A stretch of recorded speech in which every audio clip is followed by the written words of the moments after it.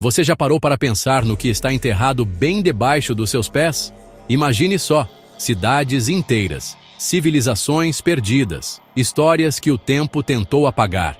A arqueologia é como uma máquina do tempo. Ela nos permite cavar, literalmente, no passado. Imagine mergulhadores procurando por esponjas marinhas no fundo do mar Egeu, lá em 1900. De repente, eles se deparam com os destroços de um navio romano naufragado há mais de 2000 anos.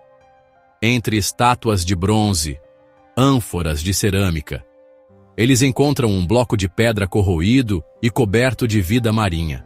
A princípio, ninguém deu muita bola. Parecia só mais um pedaço de lixo antigo. Mal sabiam eles que aquele objeto mudaria para sempre nossa compreensão sobre a tecnologia do mundo antigo. Era o começo de um dos maiores enigmas da arqueologia, o mistério do mecanismo de Antícitera. Depois de meses no Museu Nacional de Arqueologia, em Atenas, o bloco de pedra começou a se desintegrar. Foi aí que a surpresa aconteceu. Dentro dele, havia um complexo sistema de engrenagens de bronze, com inscrições minúsculas. Ninguém entendia o que era aquilo.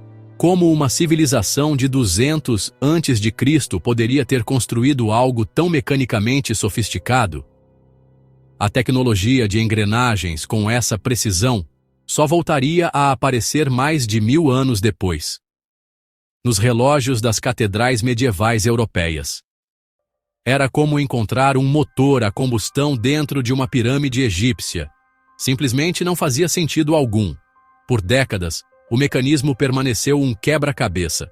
Os cientistas não tinham como olhar dentro do artefato sem destruí-lo completamente. A tecnologia para isso ainda não existia. Foi só no século XXI, com o uso de tomografia computadorizada e raios X de alta resolução, que começamos a desvendar seus segredos. Agora, vamos para as densas selvas da Costa Rica. Na década de 1930, trabalhadores da United Fruit Company estavam limpando a terra para plantar bananas. Foi quando eles começaram a encontrar algo bizarro. Centenas de esferas de pedra, quase perfeitamente redondas, espalhadas pela paisagem. Algumas eram pequenas, do tamanho de uma bola de tênis. Outras eram gigantescas, mais de 2 metros de diâmetro, pesando mais de 16 toneladas. A perfeição era impressionante. Como poderiam ter sido feitas? E, mais importante, por quê? Essas esferas, conhecidas como Las Bolas, são um mistério que intriga cientistas e curiosos há décadas. Esculpidas em rocha vulcânica, grano diorito. A precisão é de cair o queixo, dado que a cultura de Kish supostamente não tinha ferramentas de metal avançadas, nem matemática complexa. Muitas são mais de 96% esféricas. Fazer isso hoje, mesmo com tecnologia, seria um enorme desafio. Como conseguiram tanta perfeição? Algumas teorias. Marcadores de status em frente às casas de líderes tribais. Outras, alinhamentos astronômicos, como um calendário gigante. Outras ainda, esculturas artísticas. Ninguém sabe ao certo. O certo é que são um testemunho incrível da habilidade de um povo antigo. E nos lembram que perguntas simples, como por que fazer uma bola de pedra gigante, podem não ter resposta fácil. Nossa próxima parada nos leva ao Iraque, em 1936. Durante uma escavação perto de Bagdá, trabalhadores encontraram um conjunto de objetos estranhos. Eram pequenos potes de argila, com cerca de 13 centímetros de... Dentro de cada pote, havia um cilindro de cobre. E dentro do cilindro, uma haste de ferro. A parte de cima era selada com betume, uma espécie de piche. O arqueólogo alemão Wilhelm König, que analisou os artefatos, ficou intrigado. Ele percebeu que, se você enchesse o pote com um líquido ácido, como suco de uva ou vinagre, o objeto produziria uma pequena corrente elétrica. Nascia a lenda da bateria de Bagdá. A ideia de que uma civilização de 2000 anos atrás, os partas, pudesse ter conhecimento de eletricidade é simplesmente chocante. Alessandro Volta só inventou a primeira bateria moderna em 1800. Como era possível? A descoberta gerou um debate que dura até hoje. Se eram mesmo baterias, para que serviam? Uma corrente tão pequena não seria suficiente para acender uma lâmpada, por exemplo. Mas poderia ter outras utilidades. Uma das teorias mais populares é que elas eram usadas para a galvanoplastia, um processo para folhear objetos com uma fina camada de metal, como ouro ou prata. Seja qual for a verdade, a bateria de Bagdá nos obriga a questionar os limites do conhecimento antigo e a considerar a possibilidade de que a eletricidade não foi uma descoberta, mas talvez uma redescoberta. Imagine um livro. Um livro antigo, cheio de ilustrações de plantas que não existem, diagramas astronômicos que não correspondem a nenhum céu conhecido e mulheres nuas em estranhos sistemas de tubulação. E o mais bizarro de tudo, ele é escrito em um idioma que ninguém, absolutamente ninguém no mundo, consegue entender. Este não é o enredo de um filme. É a descrição real do manuscrito de Voynich. Encontrado em 1912 pelo livreiro Wilfrid Voynich, este códice de 240 páginas é, sem dúvida, o livro mais misterioso do planeta. A datação por carbono 14 revelou que ele foi feito no início do século XV, mas sua origem e propósito são um completo mistério. O texto do manuscrito é o maior enigma. Ele é composto por mais de 170 mil caracteres, escritos da esquerda para a direita, formando palavras e frases que seguem uma estrutura lógica. Parece um idioma real. O problema é que ele não corresponde a nenhuma língua conhecida, antiga ou moderna. Os melhores criptógrafos do mundo tentaram e falharam, incluindo especialistas que decifraram códigos na Segunda Guerra Mundial. As letras são únicas, formando um alfabeto que só aparece neste livro. Seria um código? Uma língua perdida? Ou a maior pegadinha da história? Por enquanto, o manuscrito de Voynich permanece como um livro que nos encara do passado, guardando seus segredos em silêncio. Vamos sobrevoar agora o deserto do sul do Peru. Lá de cima, uma visão espetacular se revela. Gravados no chão do deserto estão centenas de desenhos gigantescos. Um macaco, uma aranha, um beija-flor, triângulos, trapézios, linhas retas que se estendem por quilômetros. Essas são as famosas linhas de Nazca, criadas pela cultura Nazca entre 500 a.C. e 500 d.C. Esses geoglifos são tão grandes que só podem ser vistos por completo do alto. Isso levanta uma pergunta óbvia e intrigante. Para quem eles estavam fazendo esses desenhos? O método de criação das linhas é relativamente simples. O povo Nazca removeu as pedras avermelhadas, expondo o solo mais claro por baixo.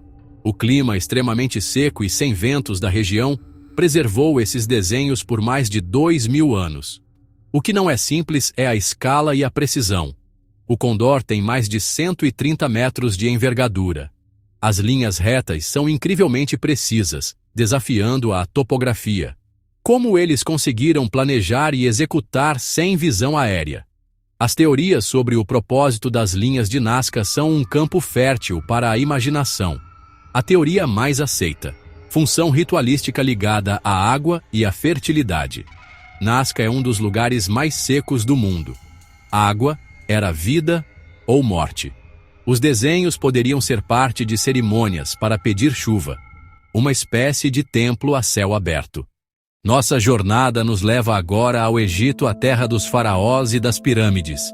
Em 1898, durante uma escavação em uma tumba em Saqqara, foi encontrado um pequeno objeto de madeira. Datado de cerca de 200 a.C., ele tinha o formato de um pássaro com asas retas e uma cauda vertical. A princípio, foi catalogado como um brinquedo de criança ou um objeto religioso e guardado em uma caixa no porão do Museu do Cairo. Lá ele ficou, esquecido por décadas. Foi só em 1969 que o Dr. Khalil Messirra, um egiptólogo, redescobriu o artefato e notou algo peculiar. Ele se parecia muito mais com um avião moderno do que com um pássaro. O pássaro de Saqqara, como ficou conhecido, é diferente de qualquer outra representação de pássaro do Antigo Egito. Primeiro, ele não tem pernas. Segundo, suas asas são retas, tem um perfil aerodinâmico, semelhante à asa de um planador. A cauda é vertical. Voltamos para a Grécia, mas desta vez para a ilha de Creta, berço da civilização minoica. Em 1908, Luigi Pernier estava escavando o Palácio de Festo em um dos cômodos subterrâneos. Ele encontrou um objeto único, um disco de argila queimada, com cerca de 15 centímetros de diâmetro. Ambos os lados do disco estavam cobertos por uma espiral de símbolos estampados. 241 símbolos no total, formando 45 tipos diferentes de sinais. Figuras humanas, peixes, pássaros, ferramentas. Datado de cerca de 1700 a.C., o disco de Festo se tornou instantemente um dos maiores mistérios da linguística. O que torna o disco de Festo tão especial é o método como foi feito. Os símbolos não foram desenhados à mão na argila. Eles foram pressionados com selos ou carimbos. Isso faz do disco o primeiro exemplo conhecido de impressão com tipos móveis da história, mais de 3.000 anos antes de Gutenberg inventar a prensa de impressão na Europa. Essa tecnologia era incrivelmente avançada para a Idade do Bronze. O disco de Festo é único. Exploramos computadores antigos, baterias de 2.000 anos, livros indecifráveis possíveis, protótipos de aviões. Cada um desses artefatos nos conta a mesma história, a história de como sabemos pouco sobre nosso próprio passado. Eles são peças de um quebra-cabeça gigante que desafiam nossas noções de progresso e tecnologia. Eles nos mostram que a história não é uma linha reta, ela é cheia de picos de genialidade, vales de conhecimento perdido e mistérios que ainda nos deixam de queixo caído. A cada pá de terra que um arqueólogo remove, existe a chance de uma nova descoberta que pode reescrever tudo. Pense nisso. O mecanismo de Anticítera ficou no fundo do mar por 2 milênios. O pássaro de Saqqara ficou esquecido em uma caixa de museu por 70 anos. Quantos outros objetos incríveis ainda estão por aí, escondidos em tumbas não descobertas em cidades submersas ou nas profundezas de uma floresta tropical? Quantos artefatos já foram encontrados, mas estão guardados em porões de museus, mal catalogados ou mal interpretados, esperando que um olhar mais atento revele seu verdadeiro e chocante propósito?